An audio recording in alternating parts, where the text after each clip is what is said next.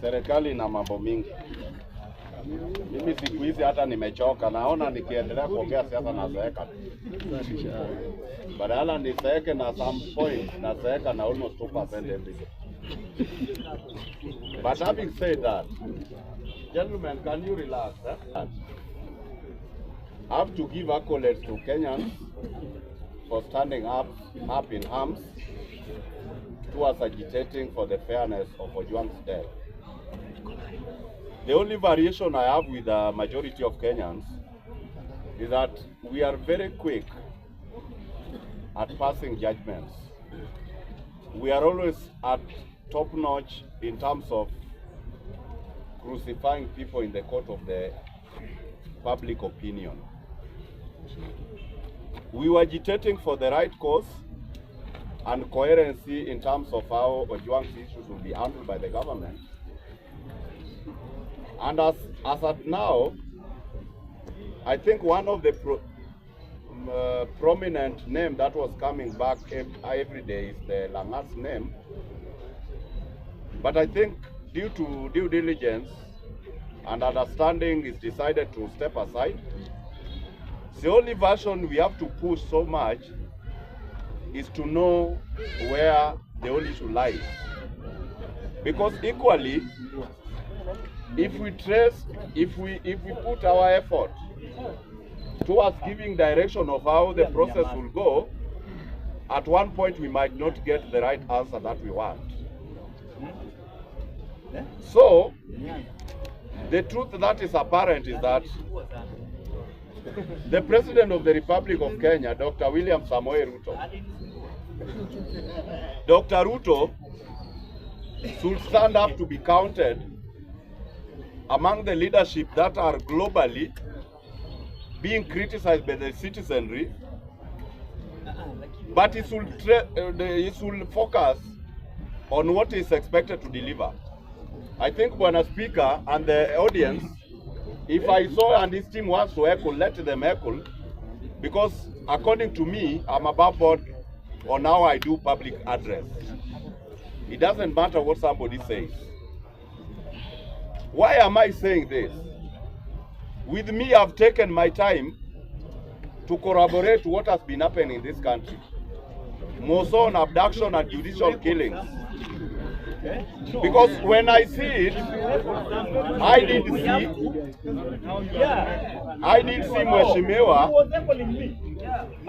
Mheshimiwa Ongondowere pass on immediately when he talked 4 days after he went under.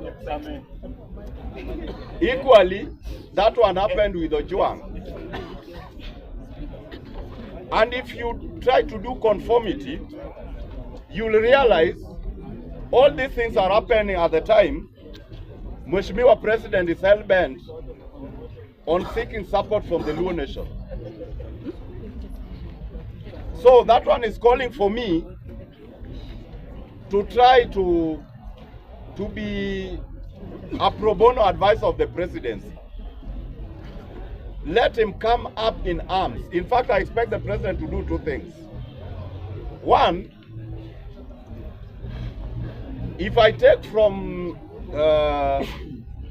Lengashaba, Amrikesh in his teaching did tell Abdulaziz, that was the president of the king of the royal embassy of Saudi.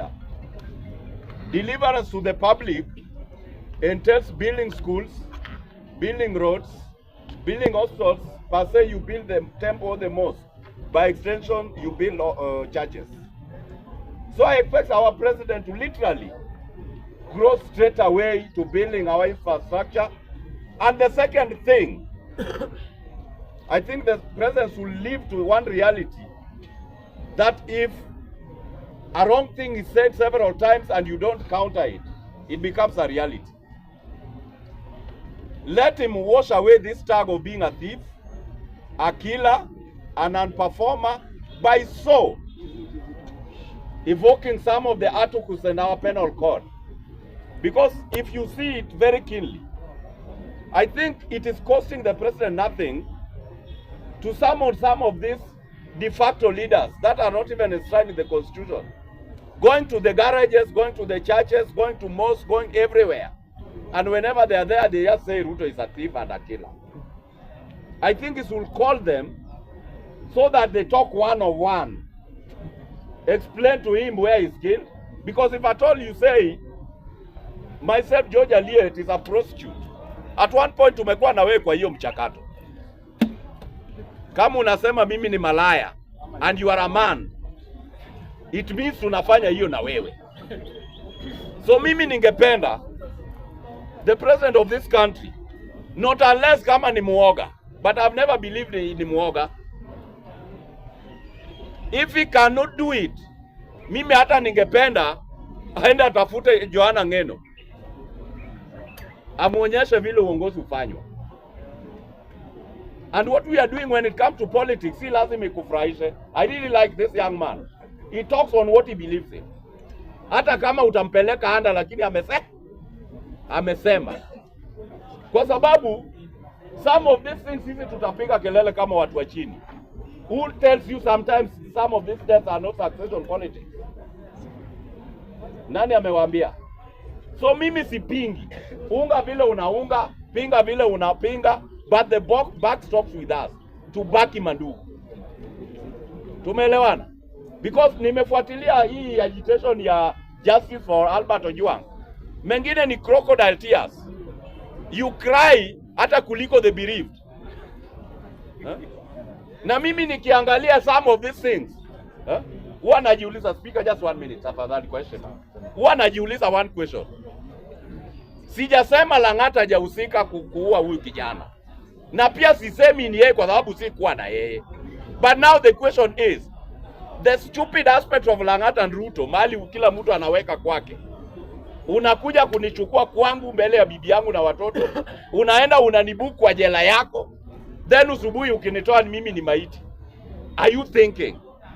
So that one is begging for a sober Kenyan. Ajiulize, how stupid is these people? Wanaenda kuchukua mtu kwao, wanaenda wanaua, then kesho wanawaambia watu ndio huyu amekufa. It might be a conspiracy pia. Because mimi nimechanganua nikaangalia, at one point it might be succession in the police politics. But I rest the case, mimi naacha hii kitu to the authority ambao wanaiangalia tuweze kupata jibu.